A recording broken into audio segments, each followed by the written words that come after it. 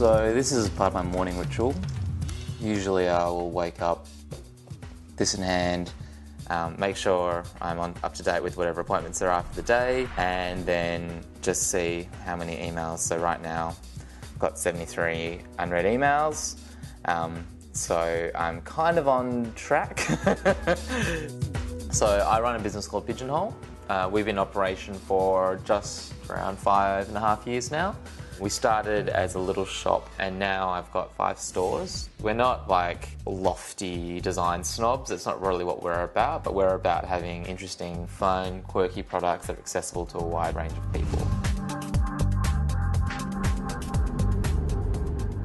In the car with me is my lovely fashion manager, Crystal.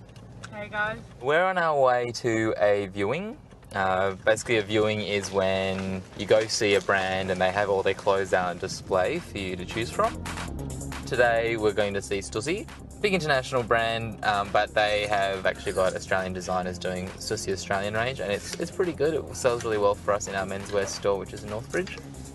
That? So basically we're going through the clothes, finding the ones that we like. These are going to arrive in July. Still going to be a bit cold, so maybe jumpers are okay. And then we put them on this rack here.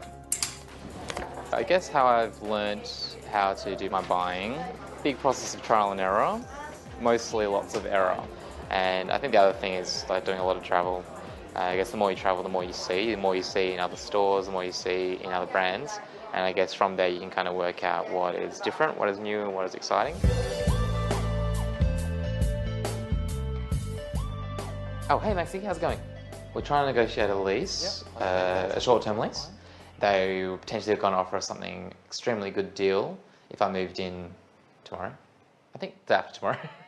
So, but we're in negotiation because I think that's a bit hard for us to do. And also we might want to have a potentially a longer period of time than what they were offering. We don't have to move in straight away, but basically he's like, I need to know today if you're going to be doing this and when you're going to be thinking about moving in. Okay. Well, I graduated from law and I think it's helped me quite a lot and it trained me in the way that I think. I've done all my leases by myself and most of the agreements that we've done, I've done by myself. The thing is, like, what we need to work out is, firstly, what is this agreement? Like, are we, you know, like, are they wanting a profit share on this? So like, we'll say 3-month trial because it's not a big space.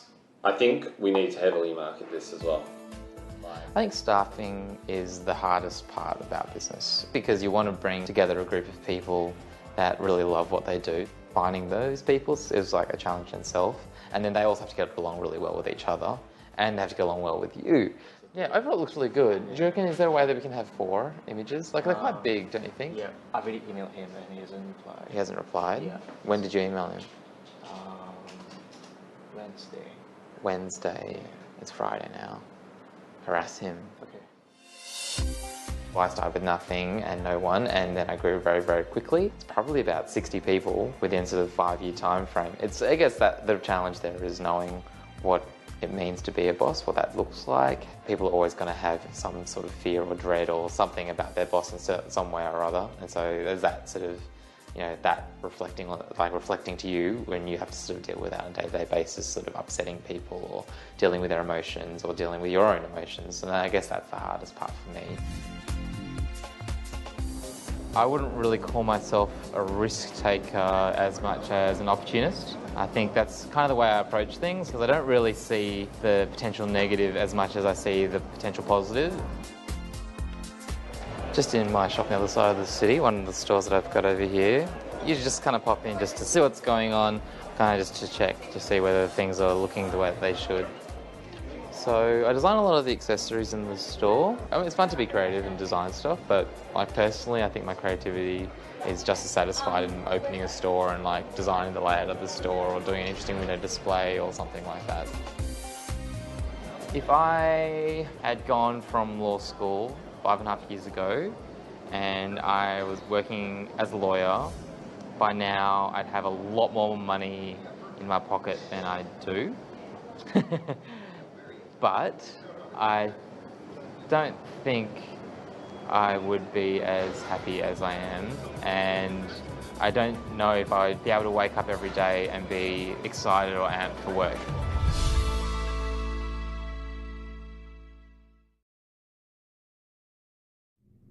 Hey, how you doing? My name is Mark Plusvik, and you just searched theories of entrepreneurship. I mean, it's kind of funny. I don't really consider myself someone who seeks theories, but it's pretty cool to learn about it, because how I spread my business, how I practice entrepreneurship myself is I have one of my strategies is I find keywords that people are looking for, and this term theories of entrepreneurship actually gets 1,300 searches a month. And so it's clear that people are definitely interested in different theories. So I figured I'll go learn it and then help people out and share exactly what it is, what are the different theories of entrepreneurship. Just to start out, the basic definition of entrepreneurship is someone who starts